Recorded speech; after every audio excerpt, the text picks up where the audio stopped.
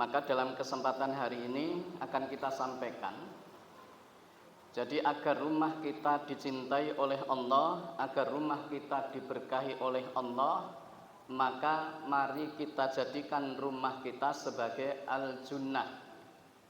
Apa al-junnah? Yaitu perisai atau tameng. Jadi rumah kita fungsikan, kita jadikan sebagai perisai dari api neraka. Maka Allah juga berfirman, ku anfusakum wa ahlikum naro. Jadi jagalah diri kalian dan keluarga kalian dari api neraka. Maka Imam Ali beliau menjelaskan, jadi menjaga diri dan keluarga dari api neraka yaitu mengajarkan kepada anak dan istrinya tentang ilmu dan adab, akhlak atau etika.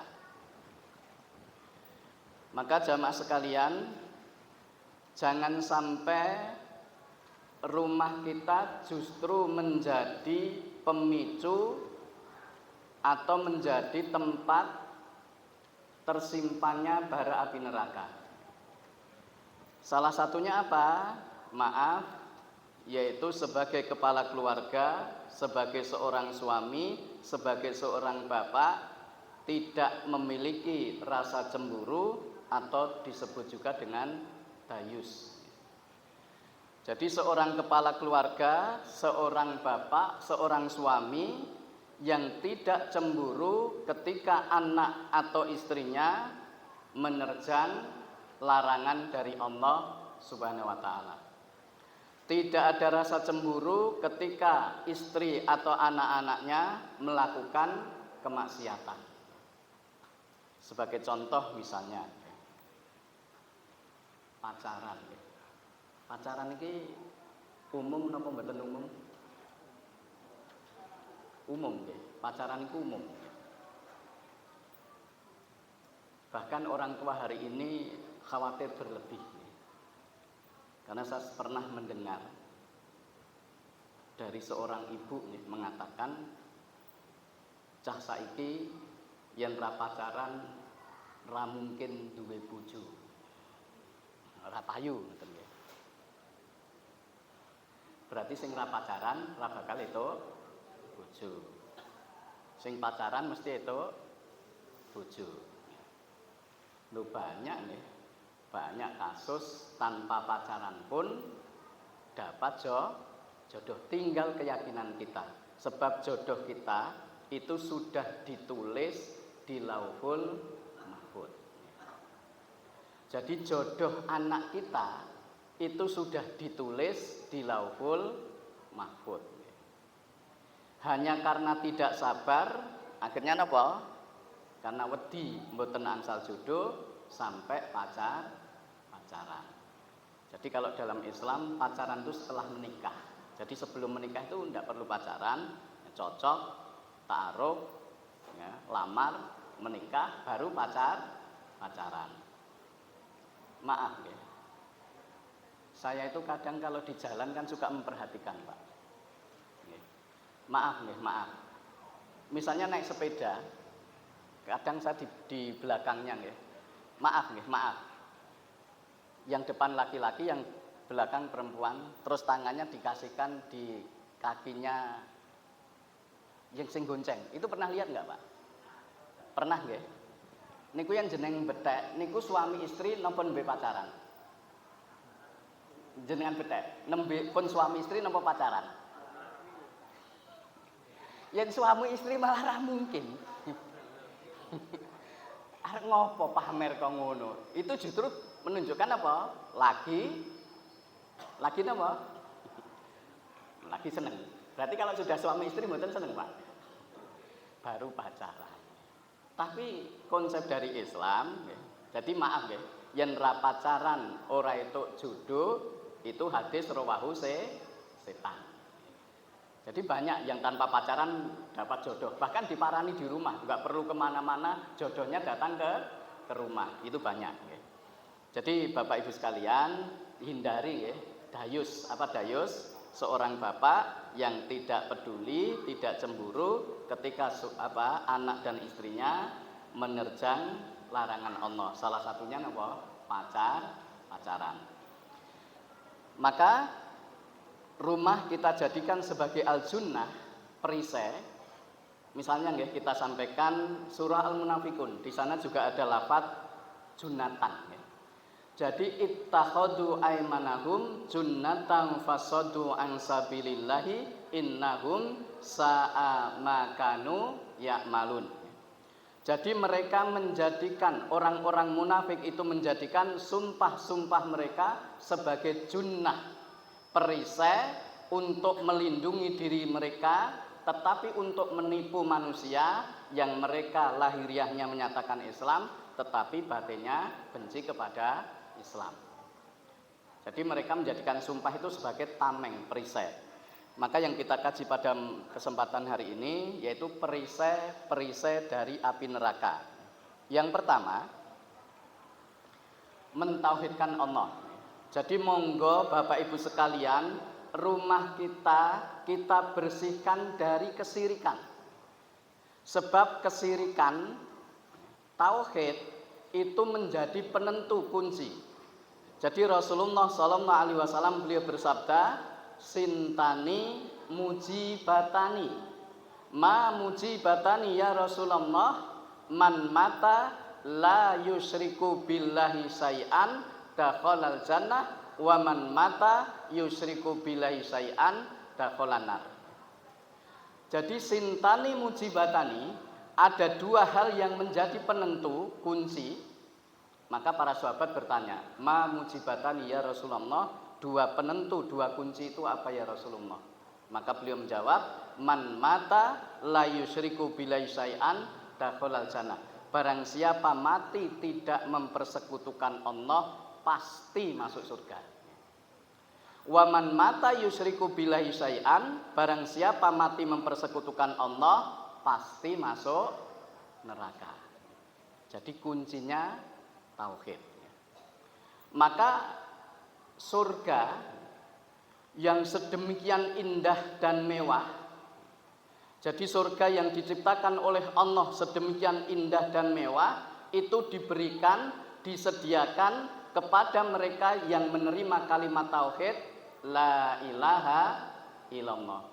Dan neraka yang sedemikian dahsyat, sedemikian mengerikan, itu diciptakan oleh Allah, juga disediakan bagi mereka yang menolak kalimat tauhid la ilaha illallah.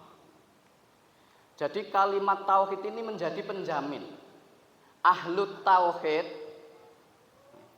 tempat aslinya adalah surga. Jadi ahlu tauhid, ahli tauhid itu tempat aslinya di surga. Kalau ternyata ada ahlu tauhid kok dia di neraka, niku berarti kesasar. Yang pada akhirnya satu saat nanti akan diselamatkan oleh Allah dari api neraka. Yakhruju minan nari man kana fi qalbihi misqala dzarratin min iman. Akan keluar dari api neraka barang siapa yang di dalam hatinya ada daroh. Daroh itu kalau kita sering pelajari diartikan apa Pak? Biji sawi. Jadi barang siapa yang di dalam hatinya ada tauhid, ada iman seberat biji sawi, pasti akan keluar dari api neraka. Jadi pasti ahli tauhid itu pasti masuk surga. Bisa di depan, bisa di tengah, bisa keri dewe. Jenengan pilih keri dewe, tengah nopo depan Pak? Pilih sik dhewe nggih. Pilih sik dhewe, tapi ada syarat-syaratnya. Tetapi ahlu tauhid ketika di neraka tidak kekal. Tapi maaf Bapak Ibu sekalian, ini jangan dijadikan sandaran utama. Wah, nanti ahlu tauhid neng neraka ora kekal. Terus nyepelekke, melakukan maksiat. Sebab satu hari di sisi Allah itu sama dengan 1000 tahun. Inna yauman indar rabbika ka alfin mimma ta'udun. Sesungguhnya satu hari di sisi Rabbmu, di sisi Allah nanti di akhirat, itu sama dengan 1000 tahun yang kalian hitung. Jadi satu hari di akhirat itu sama dengan 1000 tahun di dunia. Jadi kalau hidup kita sekarang rata-rata umurnya pinten, Pak? 8 niku tesih enten. Jarang-jarang ya. Misalnya 80 tahun di dunia niku teng akhirat niku ukurannya pinten jam? Teng donya 80 tahun, teng akhirat pinten jam? Ada yang guru matematika? Carane ngitung ya, ada yang Pak kakek HP ya. Tapi maaf kita ingatkan ya, HP itu ternyata kalkulatornya ada yang salah nih. Jadi saya coba niku malah ngitungnya keng tengen. Jadi kalau misalnya 5 ditambah 3 kali 5 itu malah jebleng ngitungnya keng tengen, keliru nanti hasilnya nggih. Jadi jenengan coba nanti nggih. Jadi hati-hati, kalkulator kalau jagane napa? HP kadang hitungannya bisa keliru. Maka 80/1000 kali 24 sekitar 2 jam. Kalau pasnya 2 jam itu 83 tahun. Jadi kita misalnya hidup di dunia 83 tahun, niku teng akhirat berarti mung pinten jam? 2 jam. Kita berjuang 2 jam, jangan sampai napa terjebak kepada kesirikan. Meskipun tadi ahlu tauhid pasti masuk surga, keluar dari api neraka. Maka Rasulullah SAW beliau pernah tersenyum. Jadi ketika meriwayatkan beliau bersabda hadis ini, beliau tersenyum sampai giginya kelihatan dan sahabat bertanya, "Ya Rasulullah, kok jenengan mesem tersenyum niku wonten napa?" Maka beliau menjelaskan, "Aku melihat orang yang terakhir keluar dari api neraka." Jadi kalau basa Jawa niku napa nggih? Keringkangan. Jadi badhe slamet saking api neraka niku mbrangkang, mendaki nggih. Jadi aku melihat orang yang terakhir keluar dari api neraka, setelah dia selamat dari neraka, maka dicuci oleh Allah di sungai kehidupan, wajahnya kembali bagus, tetapi ada sisa-sisa luka dari api neraka. Maka diperintahkan oleh Allah Subhanahu wa taala, masuklah ke dalam surga. Maka ketika dia melangkah beberapa langkah, dia berhayal, surga niku pun kebak. Ya Allah, jenengan napa mboten buli kula?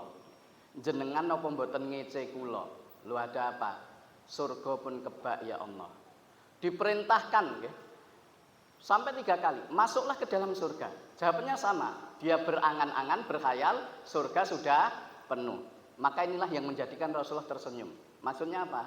Wong mung kon gari mlebu surga wae kok napa? Angel men. Kalau seandainya keputusan Allah dirubah, kan fatal gitu. Kan pernah. Jadi ada satu dalam hadis yang lain, goro-goro kon mlebu surga protes, akhirnya keputusan Allah dirubah. Jadi ada seorang hamba oleh Allah diberi umur sampai 500 tahun. Dia beribadah kepada Allah di sebuah lembah, di sebuah gunung yang diberi oleh Allah sumber air tawar untuk wudhu, untuk sholat. Dan diberi logistik oleh Allah buah-buahan. Jadi 500 tahun hanya beribadah kepada Allah. Maka dia berdoa kepada Allah, "Ya Allah, wafatkanlah aku dalam keadaan ketika sedang sujud kepadamu." Jenengan wonten sing secara spesifik ndonga, "Ya Allah, kula pengen mati pas sujud." Enten mboten? Mboten enten. Napa? Nyuwune husnul khotimah. Pun terserah, ajeng bar sujud, napa pas maca Quran, napa pas mulang ngaji, napa pas poso, napa pas sedekah, yang penting husnul khotimah. Tetapi hamba Allah ini secara spesifik berdoa kepada Allah, "Ya Allah, wafatkanlah aku dalam keadaan sujud kepadamu." Tidak cukup. Ya Allah, jangan ada sesuatu pun yang merusakkan jasadku, karena aku ingin ketika nanti dibangkitkan pada hari kiamat, aku tetap utuh dalam keadaan sujud kepadamu. Dikabulkan oleh Allah. Akhirnya terjadi kiamat, hamba ini kinten-kinten mlebu surga napa neraka? Masuk surga. Tetapi ketika Allah perintahkan adkhilhu kepada malaikat penjaga surga, adkhilhu fi jannati birahmati, masukkan dia ke surgaku karena rahmatku. Dia protes. Jadi kalau langsung mlebu kan aman gitu, protes nih. Ya Rabbi bala bi amali. Ya Allah, saya masuk surga itu karena amalku. Masa salatku 500 tahun mboten direken. Diulangi lagi, adkhilhu fi jannati bi rahmati. Masukkan dia ke surgaku karena rahmatku. Ngeyel lagi sampai 3 kali, akhirnya ya sudah, karena kamu ngeyel, kita buktikan. Amalmu yang selama 500 tahun, solatmu yang selama 500 tahun ditimbang, dan amal-amalmu, nikmat yang aku berikan kepadamu ditimbang di anak timbangan yang satunya. Ternyata solat selama 500 tahun hanya mampu menandingi satu nikmat Allah, yaitu mata. Jadi solat 500 tahun, jenengan enten sing umurnya 500 tahun betul Pak? Tapi tenang saja, kita sebagai umatnya Rasulullah ini penak. Penaknya apa? Umurnya pendek, tapi diberi kesempatan bisa nyaingi umat-umat yang umurnya panjang. Dengan cara apa? Mendapatkan Lailatul Qadar. Kalau Lailatul Qadar dapat, misalnya Ramadan dapat, berarti kan 83 tahun ya. 85 atau 83? 1000 bulan itu berapa tahun? 83, sekian ya. Kalau itu ping 5 berarti pun ping pinten? 400 sekian. Yang ping 10 wis 800 tahun nggih. 800 tahun. Ping 20 ya garek ngepingke. Itulah keutamaan umatnya Rasulullah sallallahu alaihi wasallam.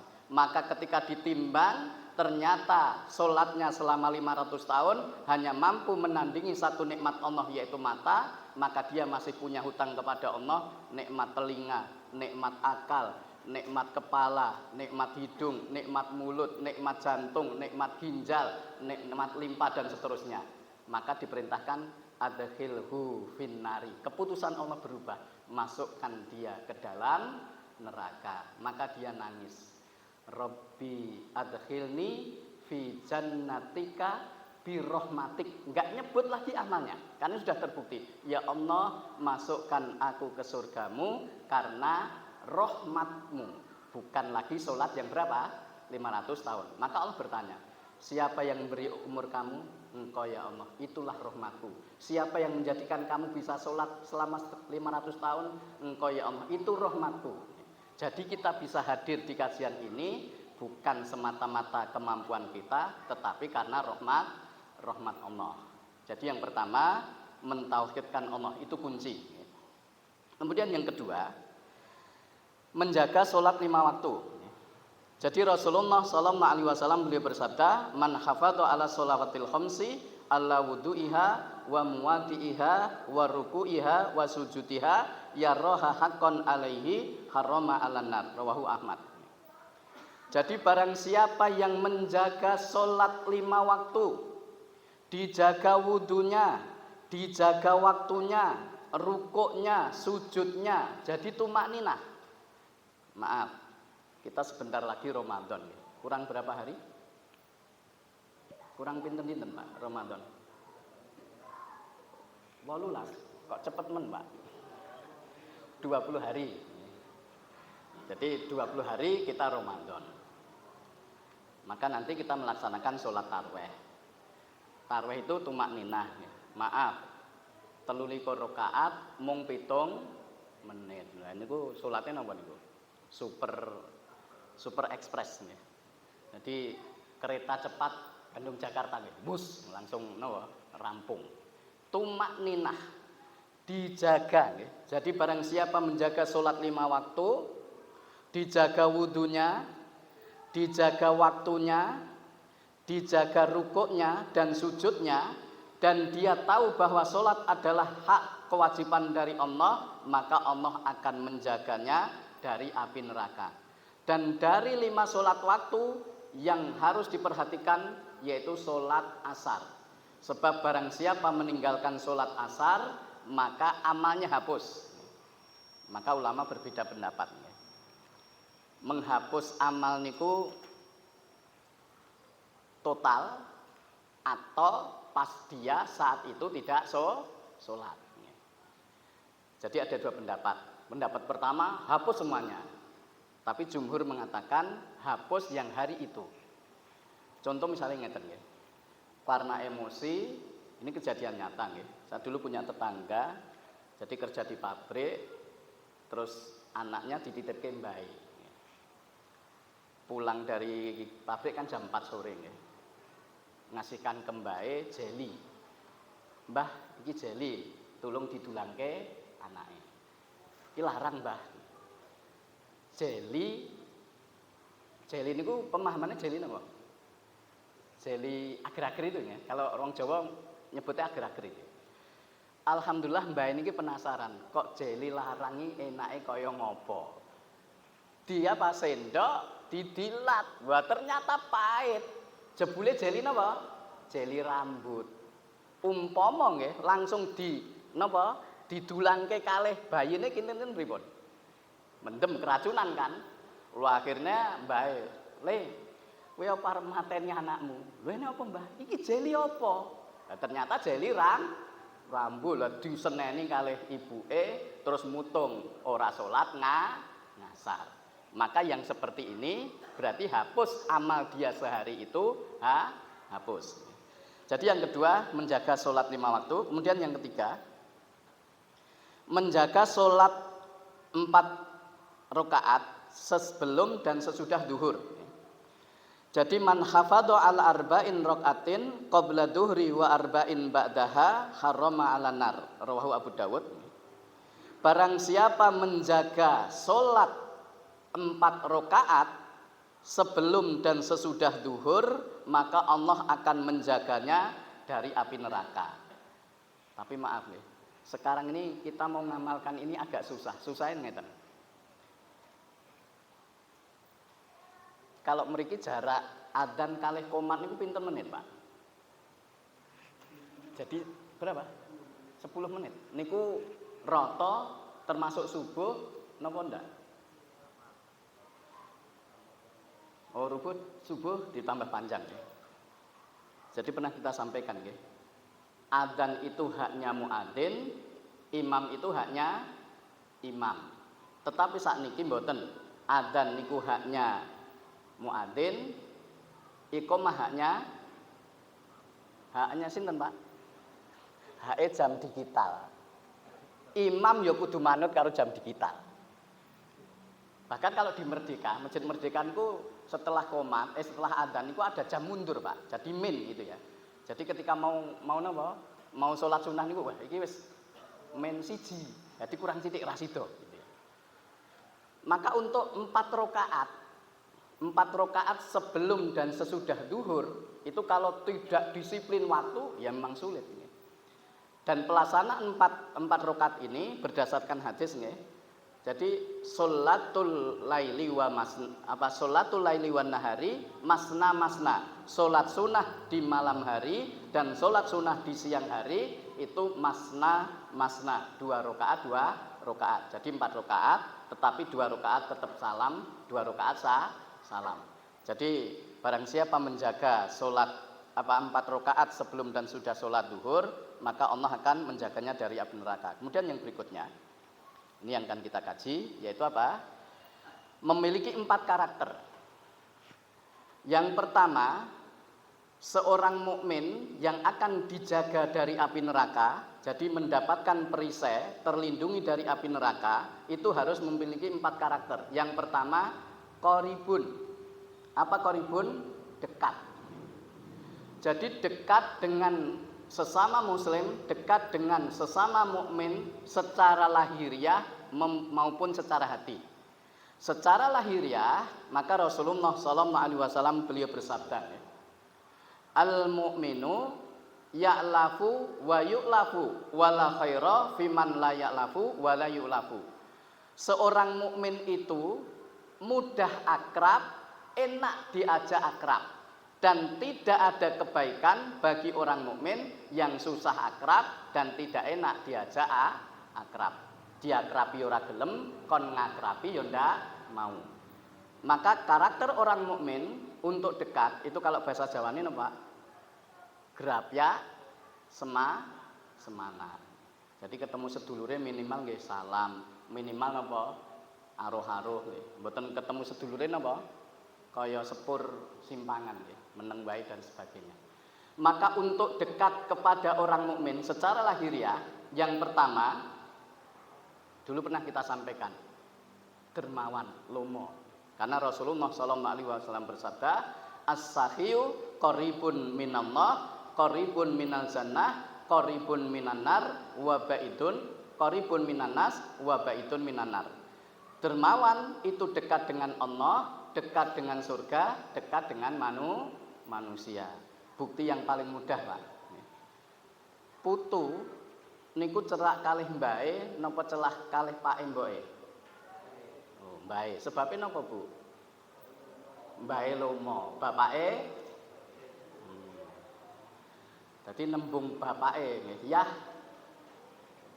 belikan es krim." Niku malah digawake gebuk nggih. Udan-udan tuku es krim malah pilek. Melayu ning gone Mbah Kakung, "Kung, tumbaske es krim." Langsung tumbaske. Nembung ibuke, "Bunda, belikan permen." Sama saja malah diseneni. Nembung Mbah Putri langsung dibelikan. Maka yang pertama lomo. Yen jenengan lomo pasti dekat dengan manusia. Kemudian yang kedua, zuhud, mboten iri. Maka orang Jawa mengatakan sapa melek gendong lali. Niki maksudnya pripun, Pak? Lagi. Sapa melek gendong lali. Jadi orang yang besar rasa irinya, maka dia akan lupa kepada dirinya, berapa kemampuannya. Akhirnya napa? Jadi iri niku bisa menimbulkan rasa sakit secara lahiriah. Fisik sakit, ndak semangat, lemes, lungkrah, tapi ke dokter nggak ketemu penyakitnya. Gara-gara napa? Iri. Jadi ya ini pengalaman ya. Jadi ada seorang ibu juragan daging sapi, bisnis. Adike ya bisnis daging sapi. Singkat cerita, akhirnya adiknya luweh napa? Laris. Kakaknya berpikiran, aku digawe adikku, aku disalahi adikku. Iri. Maka apa dia sakit, lemes, tapi ke dokter nggak ada penyakitnya. Dan ketika kita ya nggak reaksi, langsung hampir pingsan. Jadi di kursi panjang itu hampir pingsan, nangis Pun Pak, kula pun sadar sakniki, kula lara gara-gara pikiran kula dhewe. Napa? Iri. Jadi jauhi rasa iri. Kemudian yang ketiga tawadhu. Jadi kalau kita ingin dekat dengan manusia, dekat dengan orang muslim, dekat dengan orang mukmin, harus tawadhu. Ampun sombong. Duwe mobil anyar, mengke tanggane napa? Di yen jenengan kepanggih diklakson mboten? Diklakson tapi sing alon-alon nggih, mboten tuk klakson. Maaf nggih, bahaya nggih. Jadi kalau di jalan raya, khususnya ibu-ibu, karena banyak kejadian nggih, diklakson. Kemarin temen Pasar Gundang juga gitu nggih, anaknya digoncengne pembantune, ada truk semen yang besar itu diklakson. Wah, banting kiri kena napa? Trotoar, banting kanan, anaknya keplindes nggih. Gara-gara napa? Klakson. Jadi jenengan yang ketemu tonggo klaksone alon-alon mawon nggih. Jadi klakson damai, ampun klakson apa? Klakson emosi. Kalau klakson emosi kan banter. Nah, ngece gitu ya. Kemudian yang berikutnya, jadi yang pertama qaribun, dekat nggih. Secara hati maka kita harus punya empati kepada orang mukmin, minimal kita mendoakan. Jadi di dalam sholat kita jangan pernah lupa mendoakan orang mukmin. Jadi kalau saya pribadi ketika berdoa, pertama memuji Allah, yang kedua kita nglenggono mengungkapkan dosa-dosa kita kepada Allah, istighfar. Kemudian yang berikutnya mendoakan orang tua, mendoakan diri dan keluarga, kemudian mendoakan orang mukmin. Silahkan dengan doa apapun. Biasanya kalau saya Allahumma suril muslimina, misalnya di Palestina, Allahumma suril mujahidin di Palestina dan seterusnya. Itu sebagai apa? Ungkapan kedekatan kita kepada orang muslim. Kemudian yang kedua, hayin. Hayyin itu orang yang tenang. Jadi tenang, mboten mudah panik, mboten apa emosinan.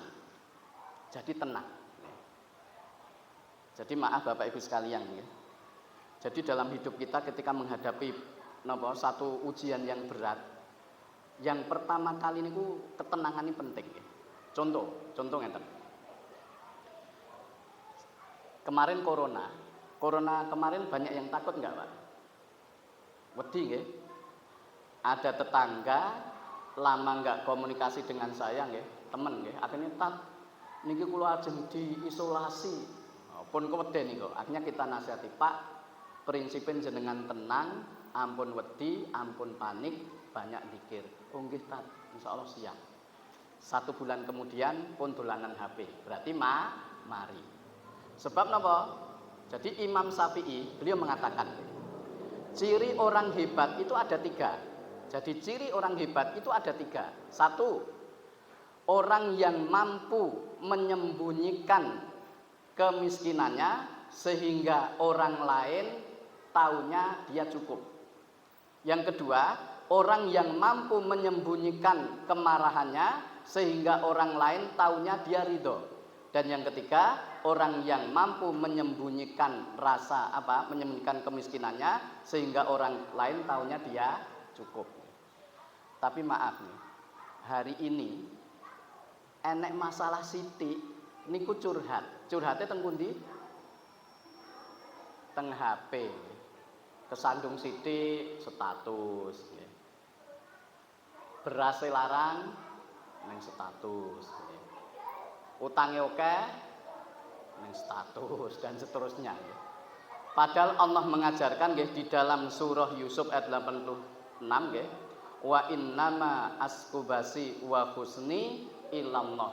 Ini Nabi Yakub ketika dilapori nggih, Nabi Yusuf mendapatkan fitnah sedemikian rupa, maka beliau mengatakan, sesungguhnya aku hanya mengadukan kesedihanku dan kesusahanku hanya kepada Allah. Jadi Bapak Ibu sekalian, jadi hayyin nggih, napa?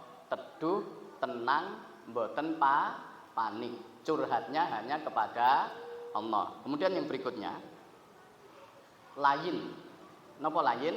Lembut perangannya, lembut pribadinya, lembut tingkah lakunya.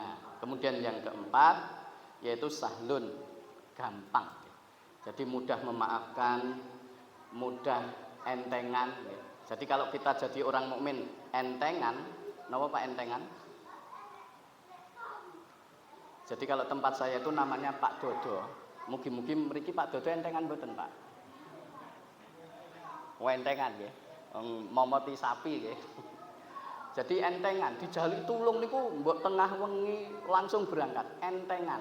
Maka nggih akeh sing seneng nggih. Mudah memaafkan. Jadi napa? Sahlun, termasuk maaf ketika berbeda pendapat. Ketika berbeda pendapat, masalah fikih kita harus napa? Juga tasamuh, mudah menerima perbedaan pendapat. Sering kita sampaikan ya, adabul khilaf fil Islam.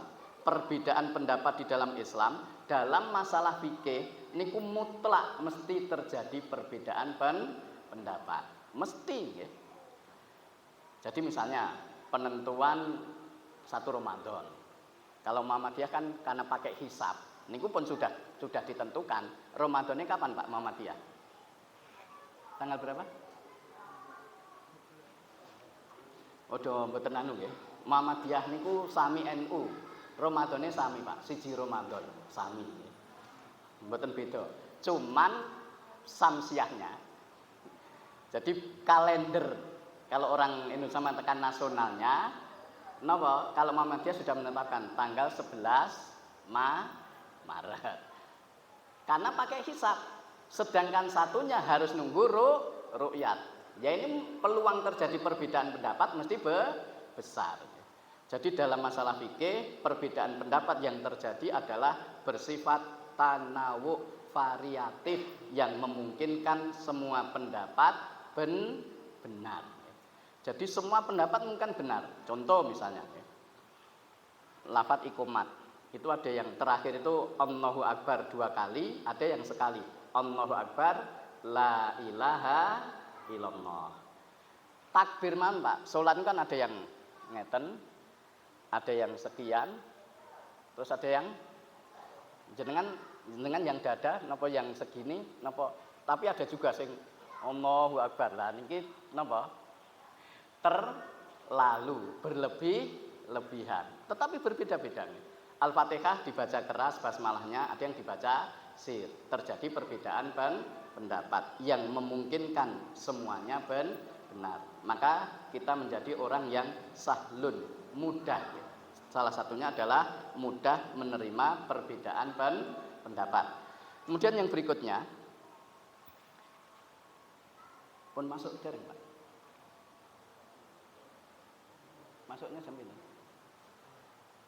13 nih. Pas berarti ya. Jadi terakhir kita tambah 1 ya.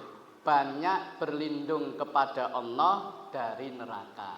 Maka kalau kita mengajarkan mengamalkan zikir pagi dan petang, maka pasti kan setelah la ilaha illallah dan seterusnya itu 10 kali, maka disambung dengan Allahumma ajirni minanar, Allahumma ajirni minanar sebanyak 7 kali. Jadi habis subuh, habis maghrib, zikir pagi dan petang mesti itu dibaca. Allahumma ajirni minanar. Ya Allah, selamatkan aku dari neraka. Berapa kali? 7 kali. Maghrib 7 kali, setelah subuh 7 kali. Maka setiap kita berdoa Allahumma ajirni minanar, maka surga menjawab, ya Allah, selamatkan dia dariku.